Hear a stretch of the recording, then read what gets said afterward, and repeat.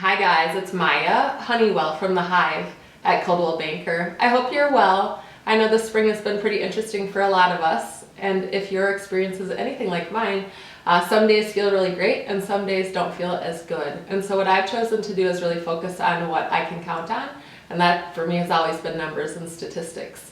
I do have a YouTube video that will dig into local stats, but this is something I'm going to bring to you on a weekly basis. Take a peek here at a quick headline of what's happening, and if you want more details, certainly reach out to me or follow us over on YouTube. Thank you so much. Hi guys, it's Maya again. Thanks for tuning in for some more statistics. I wanted to explain to you where these details are coming from, and I belong to SPAR, which is the St. Paul Area Association of Realtors. We share data also with the Minneapolis and even at the state level. So this is looking specifically at the 8-county metro area. If you want more dialed in information on your specific neighborhood or city, please reach out to me and I can take you through that as well. But wanting to touch base again, this is the weekly data coming in from, we just got this in this week, and it's based on the business that closed last week. So if we look at new listings, you can see here the dashed bar is 2019 and the more solid striped orange bar is what we're currently experiencing here in 2020. Overall, if we're totaling up these new listing data, we're still coming ahead at 2020 in the 3-month total. We're about 5% over where we would have been at this time of year last year.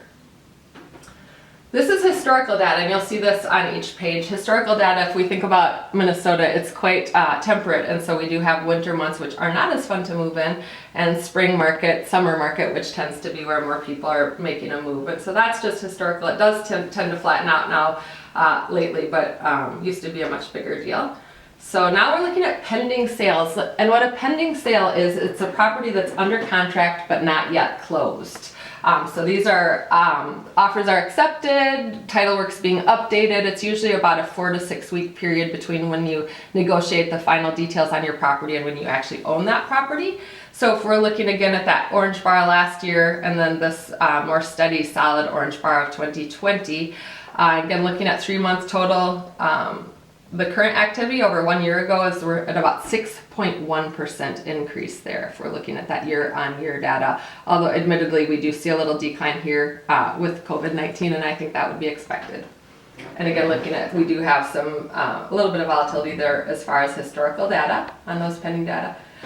Inventory of homes for sale. This is quite interesting. I think it's important to pay attention here because we're all at home right now, and that's making us all think about if our homes suit us or if they don't. But the interesting thing is inventory has been a challenge for the Twin Cities market for the last couple of years, and this year is no different.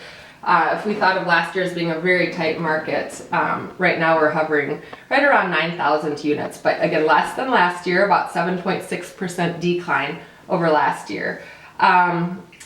When we think of a balanced market in real estate, we're typically sitting in the mid-teens. So we're sitting about half of the inventory of a normal balanced market.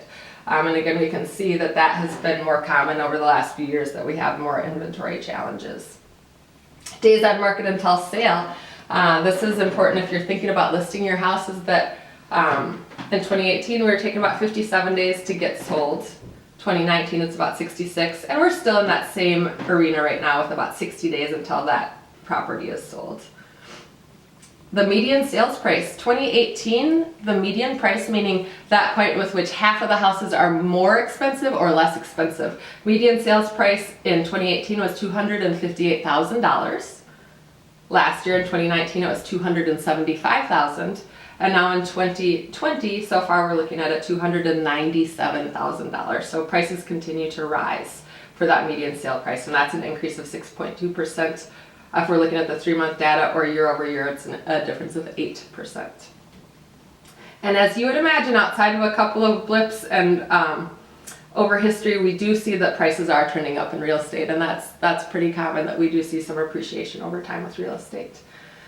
Percentage of original purchase price received. So in 2018 you were getting about 99% of what you were asking for from a purchase price. In 2019 that was about 98.6% of asking price, and so for our data here in 2020 we're looking at 99.2%. So a lot of houses are going for about what they are listed for.